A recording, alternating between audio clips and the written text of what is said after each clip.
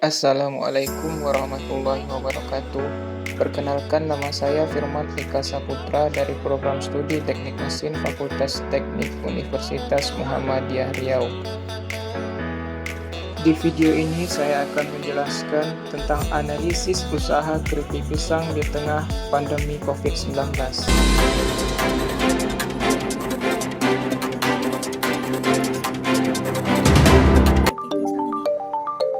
Hantaman virus corona tak hanya memukul sektor pariwisata dan turunannya. Dunia usaha pun tertekan. Pengusaha tidak bisa mendapatkan bahan baku untuk melanjutkan produksi. Keterbatasan bahan baku rata-rata terjadi sampai Maret 2020. Virus corona atau COVID-19 pertama kali muncul di Wuhan, salah satu kota di Cina pada akhir 2019. Pandemi ini berdampak pada ekonomi global yang mulai dirasakan dalam negeri. Menurut informasi dari beberapa sumber, sektor usaha makanan dan minuman, bahkan salah satu usaha yang berpotensi yang memperoleh keuntungan di tengah pandemi virus corona ini. Keripik pisang merupakan cemilan yang tidak asing di masyarakat. Proses pengolahan keripik pisang tergolong mudah dan bahan baku utama mudah didapat, menjadikan makanan ringan ini sangat terjangkau. Keripik pisang merupakan produk olahan dari buah pisang dengan rasa gurih, manis, dan dapat dipadukan dengan berbagai rasa. Buah pisang memiliki manfaat yang baik bagi tubuh dengan mengandung karbohidrat dan vitamin, serat, dan mineral lainnya. Keripik pisang memiliki daya tahan yang cukup lama. Produk dapat dikemas dengan kemasan yang sederhana, namun tidak mengurangi rasa dan nilai keripik pisang tersebut. Produk keripik pisang ini dapat dinikmati dari semua kalangan, mulai dari anak-anak hingga orang dewasa, sehingga untuk memasarkan keripik pisang lebih mudah di tengah musim pandemi ini. Lebih cocok dipasarkan secara online melalui berbagai media sosial seperti WhatsApp atau Instagram. Pada situasi seperti ini, banyak orang-orang yang aktif di media sosial sehingga untuk mendapatkan pelanggan baru semakin besar.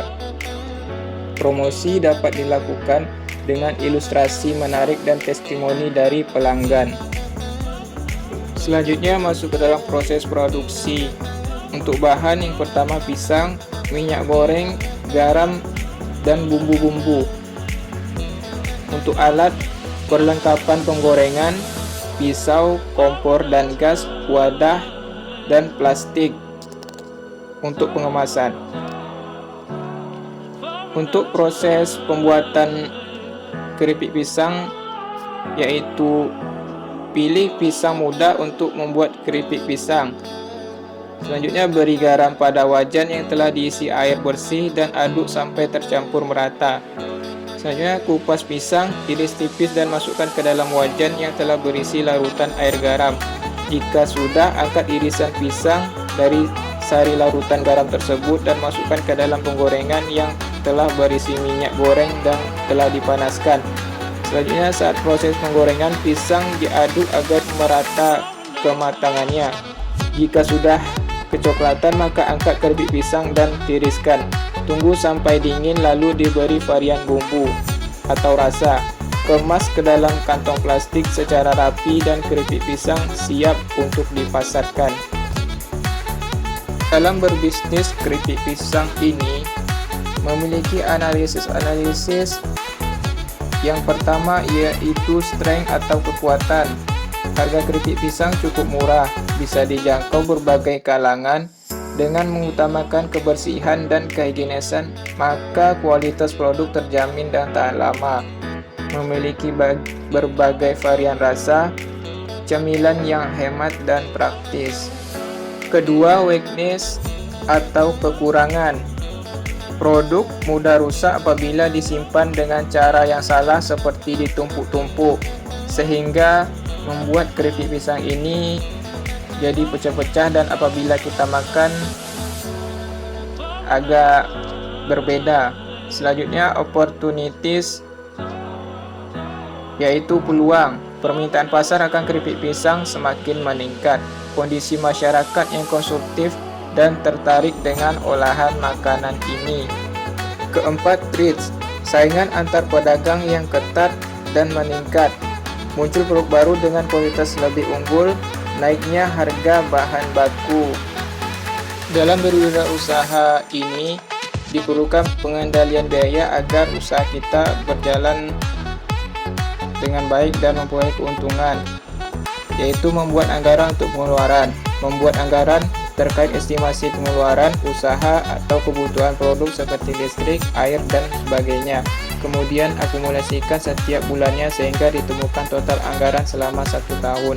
Akan lebih baik jika dapat membuat asumsi penjualan tersebut setiap bulannya, sehingga dari dua estimasi tersebut akan mendapat gambaran apakah arus kas naik atau turun. Selanjutnya, evaluasi antara anggaran dan realisasi. Dari catatan pengeluaran yang ada, buatlah perbandingan antara estimasi anggaran yang dibuat dengan biaya yang real dikeluarkan. Dari sini akan mengetahui variannya. Positif yang berarti realisasi lebih besar daripada budget, di mana budget yang buat terlalu rendah daripada realisasinya. Jika negatif, maka realisasi lebih rendah daripada budget. Berdasarkan hal tersebut, maka dapat memperbaiki anggaran untuk periode-periode selanjutnya. Dengan demikian, maka operasional usaha dapat berjalan dengan efisien jika antara anggaran dan realisasi sama atau realisasi lebih rendah daripada anggaran. Pengendalian biaya ketiga yaitu mencari alternatif sumber lain. Dari evaluasi yang dilakukan akan diketahui apakah dapat menggunakan sumber lain dengan harga yang lebih bersaing namun memiliki mutu yang sama baik. Jika dapat menemukan supplier yang bisa memberikan diskon yang lebih besar, maka dapat melakukan penghematan biaya yang dapat meningkatkan profit. Cermat dalam berinvestasi. Keputusan untuk membeli mesin atau membeli bangunan untuk pabrik atau keperluan lainnya yang bersifat investasi hendaklah dilakukan dengan cermat. Keputusan yang tergesa-gesa dalam melakukan investasi dapat mengganggu kondisi keuangan usaha. Contohnya investasi kendaraan.